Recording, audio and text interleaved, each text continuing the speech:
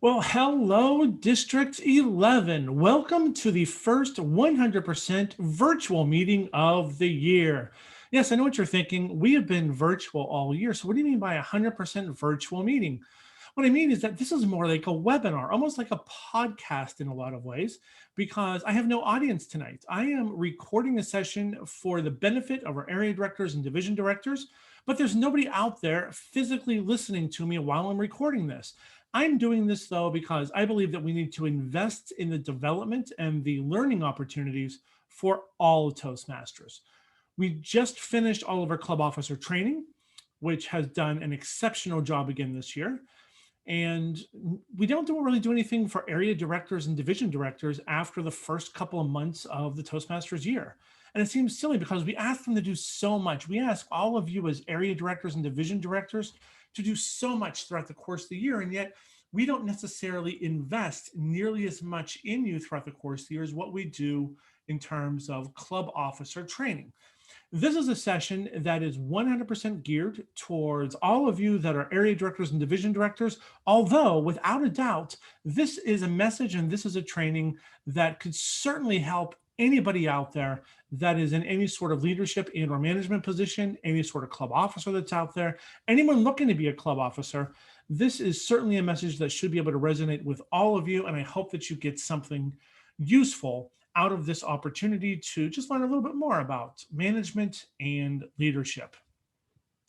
So why am I doing this training specifically? Because it's not one of the required trainings. It's a voluntary training, which probably goes a long way to explaining why I'm doing this one by myself.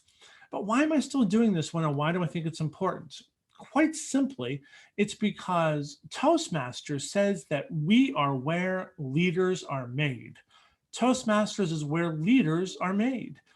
But yet, if you think about what we do as a club officer, as a district officer, as an area director, as a division director, so much of what we do, so much of our daily activity is 100% geared around management, about managing behaviors, managing expectations, managing resources. It's not necessarily all about leadership. So yes, we are an organization where leaders are made, but we are also an organization where managers are developed.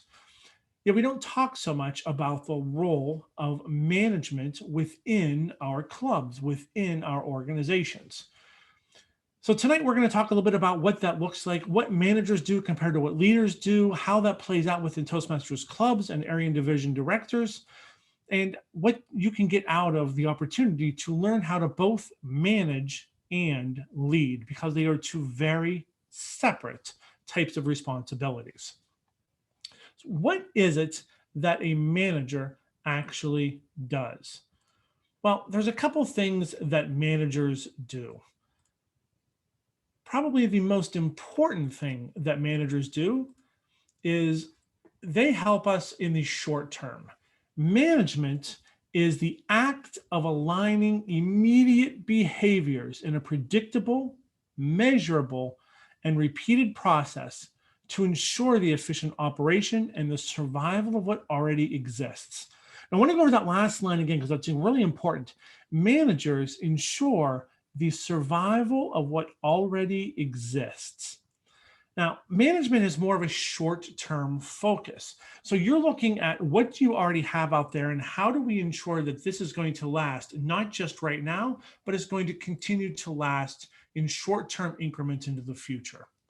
How do we ensure that what we are doing is for the benefit of clubs, of districts, of areas, of divisions, to help those individuals that are in those groups, to help those physical entities of clubs and areas and divisions to last, not just to last, but to thrive.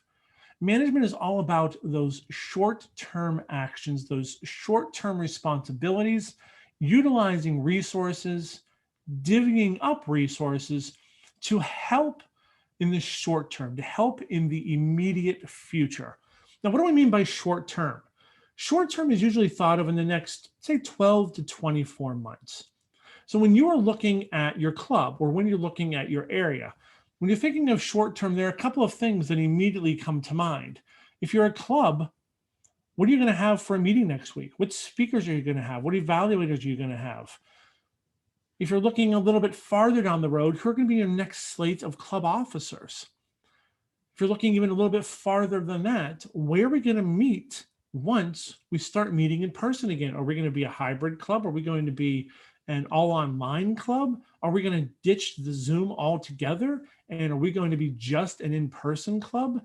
Those are all short-term decisions that ensure the well-being and survival of that club.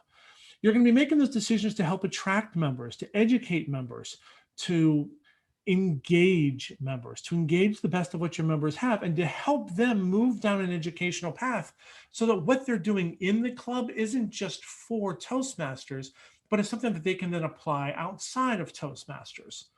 Now, for area directors, a lot of those short-term, those 12 to 24-month marks come with in terms of how am I going to make sure that all of my club officers get through club officer training? How am I going to ensure that I have full slates of officers in every club? How am I going to ensure that clubs are doing the right thing to attract new members? And then when you get past those individual club responsibilities, what are you doing to ensure that area reports are done in a way that build a relationship, build a reciprocal relationship with the clubs with which you are visiting? Because you can you can go to a meeting, whether it's virtually, whether it's in person, and you can sit in the back of the room and watch the meeting and then go home and fill out your reports, and you've done your job according to Toastmasters. But have you actually done your job? Have you actually done what's really important? So the important thing for area directors isn't the completion of the reports, it's about the relationships developed through the completion of reports. It's about ensuring that what you are doing when you are in the club meeting isn't just adding value to the meeting itself, but it's adding value to the members, to the club, to the officers. You are helping them understand what they can do to better utilize their resources, to better plan for the short term, and also to start looking at how to develop leaders for the long term. Area directors have an amazing ability, have amazing opportunity to get into clubs and build relationships so that not just the club survives, but the individual area director develops a relationship with the folks in that club that help blossom something within themselves too. Every time that we step onto a stage, every time we step out into public, if you're a leader, if you have a position of authority, so a club officer, an area director, division director, a district officer, everyone's looking at you. You are always on stage. Back when I used to work for Disney, I remember right before you would make the corner at Epcot, before you left Aramark and went on stage, there was this giant mirror that you had to walk past. And on top of it, emblazoned in big letters, said, "You are always on stage. Make Mickey proud." And it was a great reminder that you are always representing the brand. You are always representing the office. You're always representing yourself whenever you're on stage. And area directors and division directors are on stage in a lot of different areas than what you normally would be on stage. So beyond the area reports, there's a couple other places where you tend to have to be able to manage processes. And the first of those places comes in with contests. How you're able to manage contests speaks a lot about your ability to manage resources. Now, this year that we are physically separated, area contests, which we're getting ready for right now as we speak, are a little bit different. We don't have the physical geographical limitations that we've always had before in terms of how can I find a chief judge? Where am I going to find a test speaker? Where am I going to find my functionaries to ensure that I can put on the best contest possible for the contestants, for the members? Because area contests are not for the area director, they are for the members and the clubs for which the area director is serving. But because we don't have those physical limitations this year, we can step out, reach out to other divisions. We can reach out to other districts if we wanted to draw in town, to draw in other Toastmasters and utilize this as an opportunity to expand our brand. If you wanted to, there's nothing saying that you can't reach out and invite non-Toastmasters to come and watch an international speech contest and speech evaluation contest and draw them into what Toastmasters is. Let's think about what those two opportunities are. The International Speech Contest brings out the best speakers in District 11 in our entire Indiana, Northern Kentucky area. And it gives them an opportunity to showcase their talents and what Toastmasters has done for them as speakers. And then from an evaluation standpoint, show me a manager that doesn't want somebody who's able to better connect with their people and help them grow. There's not an employer out there that doesn't look at that as a skill that is vital to the success and the development of their organization. So there's opportunities to use the area contest to draw others in, to use it as a recruiting tool, as a giant area open house if you wanted to. Those are all opportunities that you have within being an area director to ensure that you can maximize that opportunity. Then when you also look towards the end of the year, whom are you recruiting and grooming to take over for you next year? Are you planning on moving to a division director role next year? Do you want to repeat as an area director the following year? Because let's face it, a lot of what we do as an area director, we finally figure out what we're supposed to do at about the halfway point, and then only have 6 months to kind of do it.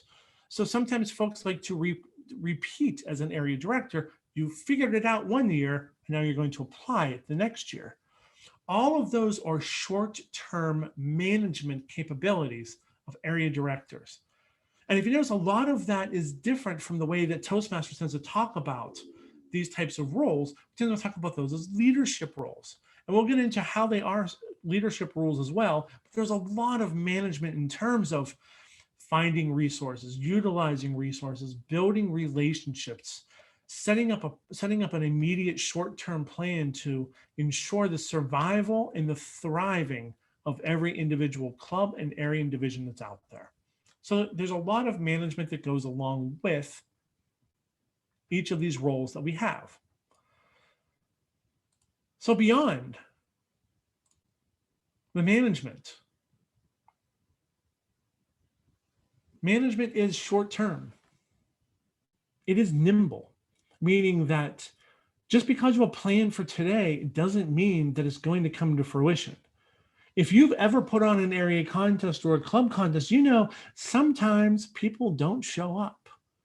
Management is the process that enables you to be reactive. It also is the process to enable you to be proactive. But it means that you're not so set within how you're going to operate that you're unable to change when the situations change, when the context changes. Those things are very different.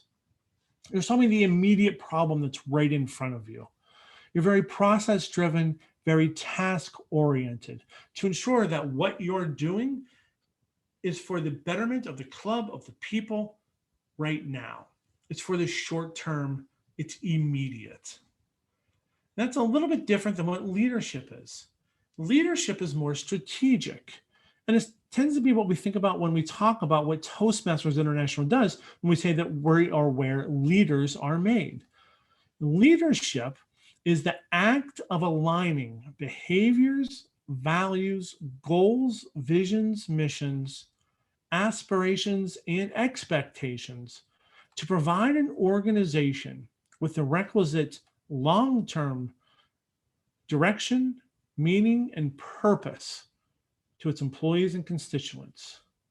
Now let's break that down a little bit. The act of aligning behaviors, values, goals, missions, vision, aspirations, and expectations. What does that really mean? Well, what that means is that we do what we say what we do, and what we do and what we say are aligned, meaning they are synchronized, meaning that one supports the other.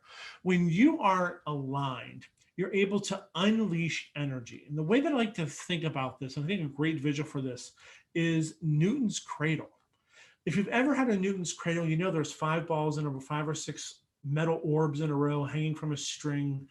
And on one side, when you drop that ball and it comes in, energy is transferred through the entire string. And at the other end, almost magically, the ball goes up at the other end and comes back.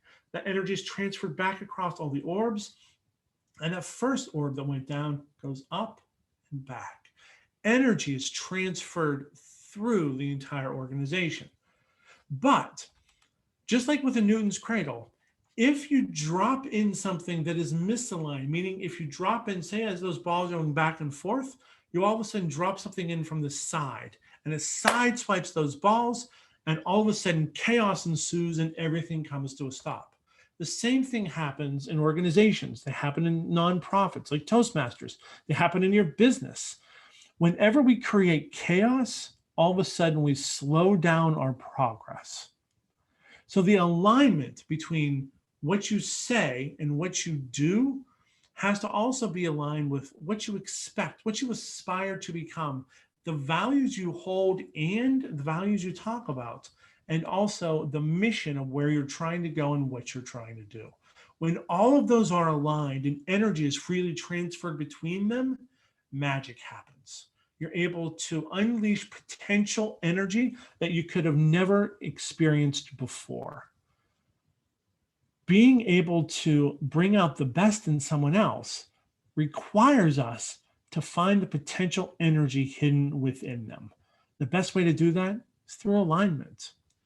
Now, it also talks about requisite long-term direction, meaning, and purpose. So what is long-term? When you think long-term, I want you to think beyond about 24 months, so a couple of years down the road for the most part. When you're looking at long-term, you're looking for more of a strategic plan for where we're going for the future. It's not about what we're doing today. It's about where we are going tomorrow. Long-term is very different from short-term in that what you're doing long-term is you are trying to realize a future, that was never going to happen unless you made it happen. So what does it mean, though, to envision a future? Do you have to be a wild visionary like a Steve Jobs or an Elon Musk? No, absolutely not. You don't need to have an amazing vision. You need to have a plan, a strategic plan, and you can always take someone else's vision that resonates with you and incorporate that in where you're trying to go. You don't have to be the one that creates the great vision of where we're trying to go. You just have to be the one that has a vision of where we're trying to go. Let me give you a good example for that. When we first realized last March that we were not going to be able to hold a spring conference, decision was made that we were then going to transition to online learning events, which is where the Great Education series came from last spring. We then also decided, as Gina and I talked about what we were going to do going forward, we realized that this was a wonderful opportunity with Zoom, that as our members are disconnected and they are dispersed around geographic locations, we can use Zoom to bring them back together. That's why we've had so many training opportunities this year. We've had far more than we would have ever needed to have if we would ever to meet in person, but we did it not just for the opportunity to deliver better training, certainly was part of it, but the other part of it was to ensure that there was a way to bring people together, because our long-term vision is about building a community of Toastmasters in District 11 that supports each other. That's where we're trying to go. We're trying to build a stronger community so that together we can succeed. That's where we're trying to go. That's the long-term vision. That's the long-term mission of what we're trying to do. Trying to build supportive clubs, all willing to help each other grow. We did that through the Zoom process. So there was management that went along with how do you set up meetings? How do you do all the trainings? How do you use the calendar? All those technological things we had to figure out. Those were management. But the long-term vision, the strategic plan that we set for where we're going to go long-term with this was set out because we knew we were trying to go somewhere. The second thing we did with this is, if you think about what we did with all of this education and training, and by saving it on our private playlist on YouTube, we weren't doing that just to allow you to have access to it. We wanted to start building a knowledge management platform so that future generations of District 11 leaders and officers could go back and see what the officers of these years new. Because at some point, we're all going to walk away from Toastmasters. At some point, we're all going to move beyond what we're doing now and do something else. Maybe it's not next year. Maybe it's not in 5 years. Maybe it's not in 10 years. Maybe it's not in 20 years. But someday we're all going to move on from Toastmasters. Part of the strategic plan, part of that long-term leadership vision was to start creating a knowledge management database so that we would have access to everyone's expertise after they are gone. We didn't want to lose any more knowledge within the district. We wanted to ensure that was there. And that also then brings everyone together into a common memory of what it was like with that person, what it was like to learn from that individual, what it was like with that experience, and bringing people together again. Again, we are focused on trying to build a community, and part of that community is ensuring that we don't lose the knowledge of those members that are within our community right now. So that is the difference between management and leadership. So again, leadership very much long term. It is designed to solve problems not yet realized. And what that means is, as you move throughout the course of your career, as you move from a division director, area director, whatever it is, at some point you're going to realize you don't have the resources or the ability to solve the problems of today with the resources you currently have. When you realize you have to move beyond what you currently own and start making strategic plans to solve today's problems in a new way, that's the start of leadership.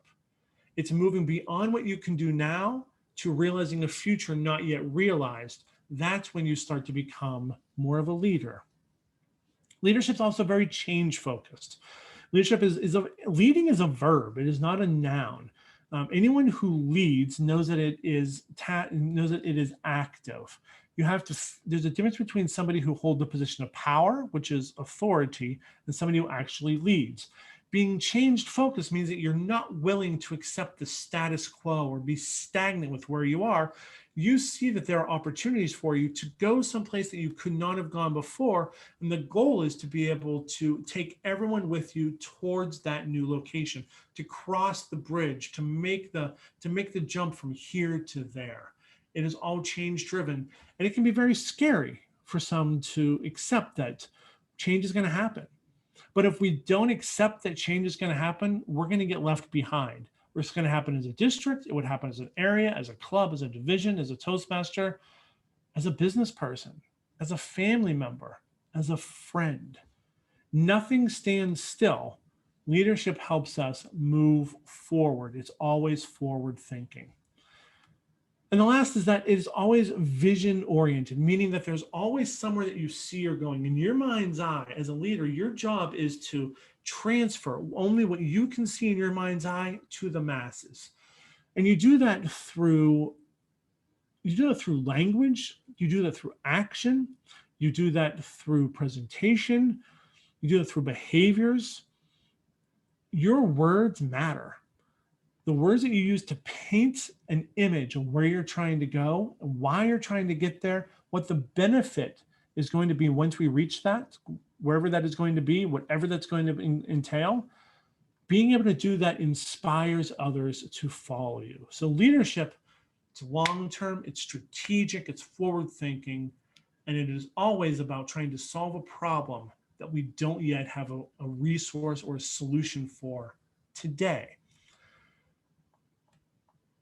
So where management stops and where leadership starts, again, when you can no longer solve that current problem using yesterday's solutions. It's the abandonment of the status quo. And I think it's important to talk about the difference between what a manager does and what a leader does. So let's start with what a leader does. I think this is a better place to start. We'll go backwards with this one. Leaders really only have a couple of main things that they have to do in order to be a leader. One is that leaders have to have followers. If you don't have anybody following you, you're not actually leading anybody. You're just standing out in nowhere speaking. Kind of like what I'm doing right now. This isn't really so much a leadership process right now. This is more of a management process where I'm trying to be part of a knowledge management solution. Leaders always have followers and willing followers. They have folks that are willing to stand behind them, do what you ask of them in the pursuit of something that they can't fully see or maybe even realize, but they believe that you're going to take them to where they need to go. Leaders are humble individuals. They are not necessarily always charismatic, but they are always caring. They have amazing empathy where they are able to feel with someone, not sympathy, but empathy. We're able to walk with someone to help them become a better version of themselves, help them take that second step, not just the first step, but the second step. Managers, on the other hand, they're the ones that are directing. They're the ones that are process driven. They're the ones that are coaching. They are in the nitty gritty, in the day-to-day basics of ensuring that what needs to happen today happens. So from a area director standpoint, making sure that you have folks that are going through training, making sure that you have enough resources for your contests. For division directors, making sure that your area directors have the knowledge they need to impact their clubs. Those are management-driven processes. There's always processes out there for managers. Managers control the controllables for whatever it is they're trying to do.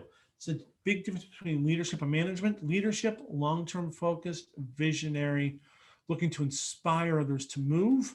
Managers, short-term focused, controlling, not necessarily as a micromanager, that's different, but they control the actions and behaviors towards a specific goal. They don't overly control them in terms of you have to do it my way. That's not a thing. That's micromanagement, and that doesn't work. But they are setting up the expectations for where you're supposed to go. They're following up and ensuring that what needs to happen happens. Those are the big differences between what a manager does and what a leader does. Managers also have another tool at their disposal, and there's something called situational leadership developed by Ken Blanchard and Paul Hershey back in the 1980s. And while it's called situational leadership, it's actually a management process, actually a management solution. And this is something that all great managers are able to help their people move through. Now, situational leadership is, without a doubt, situational. It's more management leadership, but it is always situational, meaning that this is how you interact with people by task, by individual task, not by big picture. You're not saying this person always does this thing. You are interacting with somebody and you're coaching them on how to do a specific task in a specific way to get to a specific result. Now, whenever somebody comes into an organization, when they first take a job, the role of a manager is really to be a little bit more directing. If you start down in that bottom right red box where it says directing, those are the folks that need high direction but low support. The reason why you need high direction but low support, they've joined the club, they've joined the group, they've joined the contest, and they're there and they're like, yes, I'm here, let's go. And someone says, where are you going? And they say, I don't know, but I'm ready to go wherever that is. No idea what I'm doing, but I am super happy to be here.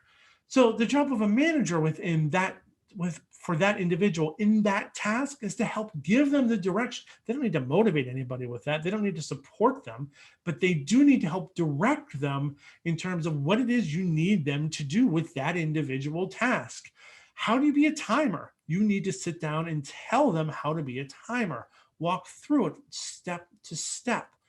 You need to walk someone through how do you do a contest on Zoom, step by step. Each step is a separate task.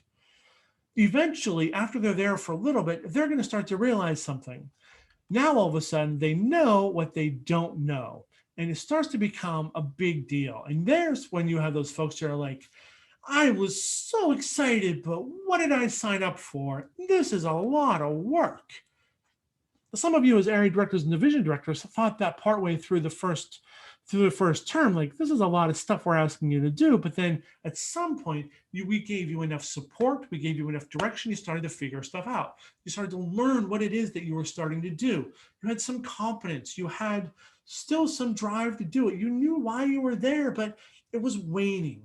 It was things have happened. I didn't expect this. I don't know if I really like it so much. And then once you get past that stage, once by task, once someone gets past that waning knowledge, that waning supportive behavior, that waning competence, then they start to become technically competent. They have competence within their role.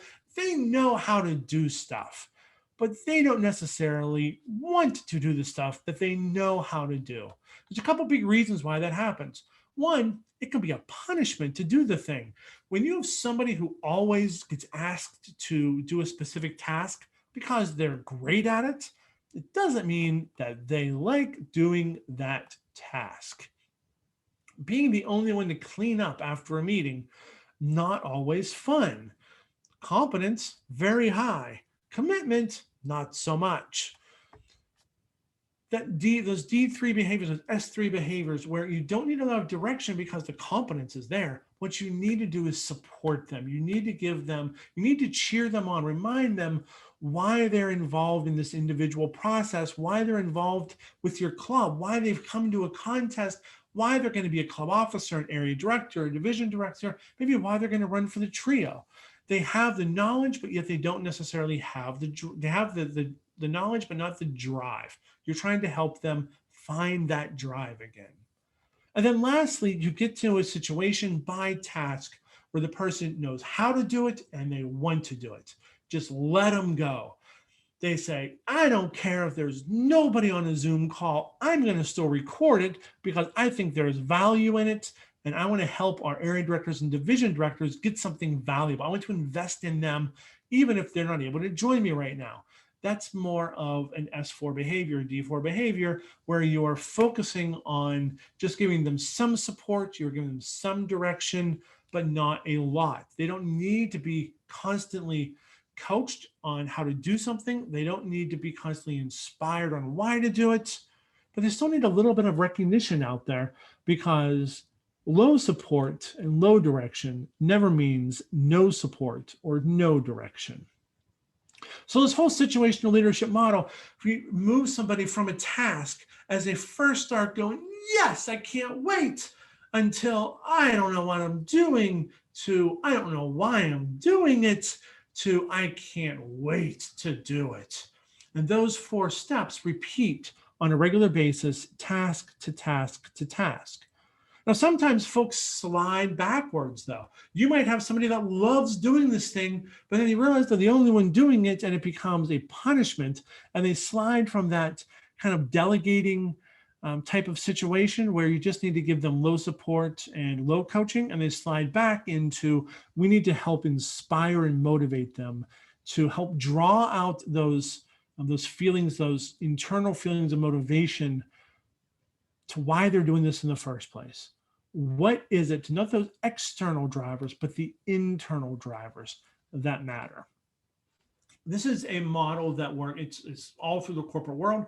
I encourage you, go look up situational leadership. If you're not using it within your areas, within your divisions, consider implementing this at some point. It is a wonderful tool to be able to manage people's behaviors and motivations by individual tasks.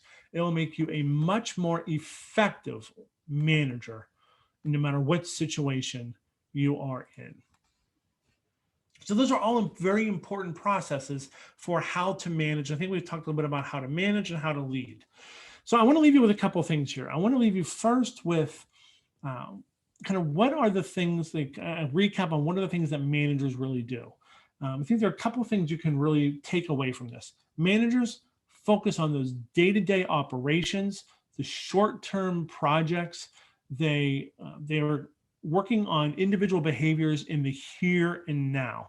They're trying to ensure the survival and the thriving of an entity, of a club, of an area, of a division, of a district now. They're using today's resources to solve today's problems.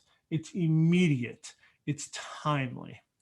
Conversely, when you look at leaders, leaders are more on a quest to envision a future and to realize a future that was never going to happen unless they did something to make it happen. They are the individuals that look at today's problems and realize we don't have the resources or the knowledge. We need to do something different. We don't have the direction of where we're trying to go. We don't have something and we need to do something different to get there. They're very much change focused. And the reason why this is very different from management is you can't manage a task that isn't even here yet. You can only manage things that are in the here and now. You can manage books, you can manage processes, but you can't manage future expectations in terms of doing something that's going to have an immediate impact on what hasn't even happened yet. You can only do something. You can only do that with what is actually here right now. Leaders solve problems in the future. They solve long-term problems. They're very strategic, and they're always the ones that are out there looking to inspire change, to motivate people, to find that intrinsic motivation of what makes an individual tick to help them become a little bit better, to take the next step forward. They have amazing empathy. They have great humility. They're able to connect with individuals on a regular basis. So I hope that helps you a little bit with management versus leadership. So I want to leave you with one other thought, because we are where leaders are made. And I want to leave you with a thought for what I see as being the keystone behaviors, the things that all great leaders possess, all great leaders do. And not everyone does them as well as others.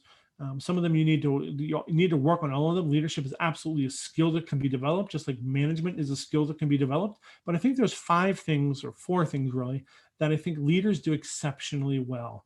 Great leaders do exceptionally well. The first is that they lean into discomfort, meaning that they are not going to shy away from what is hard. They're not going to shy away from the difficult conversation. They're not going to shy away from the difficult project. They're not going to cower in a moment because it's uncomfortable. They're going to step up in those times of discomfort because they know that others are looking to them for guidance. Leaders are always willing to lean into the discomfort, to risk failing in the pursuit of greatness. I've said for years that Toastmasters is a laboratory for failure. And in that way, it does a fantastic job of developing leaders. Leaders are willing to fail in the pursuit of growth. They're willing to fail forward, as Darren LaCroix would say, which I think he might have stolen that one from me, because I started saying that in the mid-90s. We didn't know each other, so maybe it's just coincidence. But leaders are always willing to fail forward, to lean into that discomfort, to enter the danger of what might go wrong, of risking failure. They learn both from mistakes and from successes, knowing that if you just study your failures, all you know how to do is not fail, but you don't know how to succeed. So leaders also study successes, even if it's uncomfortable to do so. So leaders always willing to lean into this discomfort. Second is that they live their values, meaning that when a leader says, I believe in this, then their actions are aligned with their words, and they actually do say that. I believe that part of what makes Toastmasters amazing and why I'm involved in Toastmasters is the opportunity to help others find who they're supposed to be, to find their potential, to unlock their potential. I believe that our job is to be lamplighters, to help show the way for others, to help them go where they're supposed to go. If you notice that a lot of what I do is based upon those principles, not just in Toastmasters, but very much in life as a whole. I try to be a lamplighter everywhere I go because I want others to be able to see a way forward. It doesn't matter what your values are. Your values don't have to be esoteric like that. They can be very grounded. But as long as you are leaning into those values, you're leading with those values, you're living those values, that's what great leaders do. Leaders have alignment between what they say and what they do, and between what they value and what they expect. If you have that alignment, folks will follow you. That's one of the great parts of being a leader. Third is that they build trust. And when you think about trust, oftentimes it's a word that's thrown around but isn't really described. So what trust is to me is it's conditional competence, meaning that trust is formed when you say you're going to do something, you have the ability to do something, you actually do the thing you said you're going to do, and you do it well. So you have to be willing to have the ability to do it, be able to do it in the right context, be able to do it when you say you are, and then have the outcome that you have claimed you could have. That's when trust is built. Trust isn't just built because you said you're going to do something and you did it. That doesn't mean it's going to transition. Trust to me is very transitional, that I should be able to trust somebody in multiple situations, but my trust should be limited to specific situations. I'll give an example. I believe I'm a relatively trustworthy person when it comes to developing training programs, when it comes to leading a Toastmasters. I am completely untrustworthy if you gave me your car to repair. If you said, hey, Scott, I think that you should fix my carburetor, I would say, be prepared to take the bus for a while because I don't have any ability to do that. I don't have the knowledge to be able to do that. You could trust me when I say I can't do it. And if you insisted, you're going to be walking somewhere. So there's no ability that it's situational, just like situational leadership, more of a management process. It's by task. Trust is also very contextually driven. You have to be able to trust somebody to do specific things, not all things. Trust matters in the smallest of moments. When you build that trust, when you are developing trust with somebody, that's where humility really comes in. You have to be able to say, I don't know, and then go find an answer. You have to be willing to be vulnerable enough to say, I don't have all the answers, let alone all the questions. I need to go ask better questions to learn more things. Being vulnerable builds trust, it builds relationships. Very important for leadership. I think the last thing that's really important for leaders is you have to be able to reset after failure. So not everything is going to always go well. Sometimes you're going to be in a situation where you're not going to get the outcome that you wanted. And you're going to be left wondering, well, how did that happen? What do I do next? Leaders have a way to bounce back from those failures. Let me give you an example. We just had the Super Bowl, the biggest game of the year, National Football League, just happened on Sunday. And as we all know, the Chiefs lost. They lost big time to the Buccaneers. When I was in college, one of the best teams in the NFL was the Buffalo Bills. And I went to college in rural Pennsylvania, eastern Pennsylvania, a little town called Clarion. And not far from Clarion is a little town called East Brady. The quarterback of the Buffalo Bills, it was Jim Kelly, and he was from East Brady. So in the off season, because I went to school year round and I was living in Clarion year round at the time, I would run into him every once in a while, especially after I was over 21. I would run into him at bars every once in a while. I'd run into him at picnics every once in a while. And I was always amazed that even though he would lose Super Bowls, he never lost faith and conviction that they were going to go back and next year was going to be their year. There was always an ability to compartmentalize, to say that thing happened, it's done, it's over, it's gone. And now tomorrow, I'm going to start anew and start fresh and build something even better.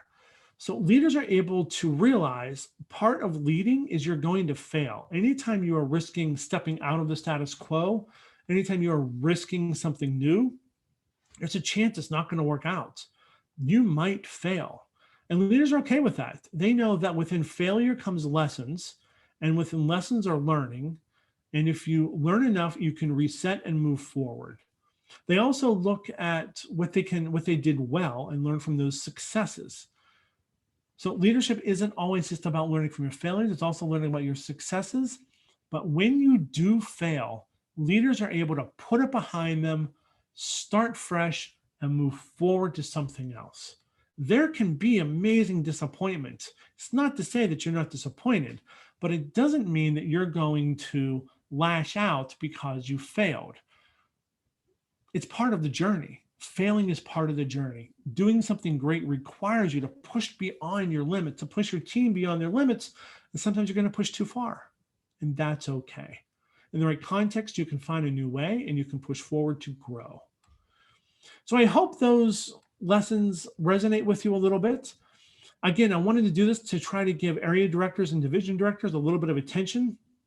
as we don't really focus on their journey much after the first 90 days of the Toastmasters year. And I thought this was a valuable lesson as we get into the second half of the year. So this last quarter, really, where we have area contest, division contest, district contest, a spring conference. We are in the second round of area director reports, and sometimes just a little bit of encouragement and a little bit of knowledge when it comes to when am I managing, when am I leading, and how do I know the difference? And are there tools out there that I could be better at both? So I hope that you learned a little bit tonight about, whenever you're watching this, about the difference between management and leadership. Hope this was helpful. Um, I'm interested to hear what you have to think, as this was one that we recorded without an audience. So I'm interested in your thoughts on how this went tonight, if it was engaging, if it was not engaging, if it was helpful or not helpful. So you know how to hit me up. Please feel free to reach out at your convenience. I thank you for all that you do. From the bottom of my heart, I thank you. Area directors, division directors, district leaders, thank you so much for all that you've done for us this year, for what you've done for your members this year, for your clubs this year, for your officers this year, and for yourself this year. Keep being safe, keep pushing forward, keep being the leader that you wish you had had, keep being the manager you always knew you could be. And as always, toast on. So with that, have a great night. I will see you tomorrow for another training session. Hopefully we'll have a couple of folks show up tomorrow night. If not, we'll be doing the same process again tomorrow night. As always, toast on, my friends. Toast on. Be well.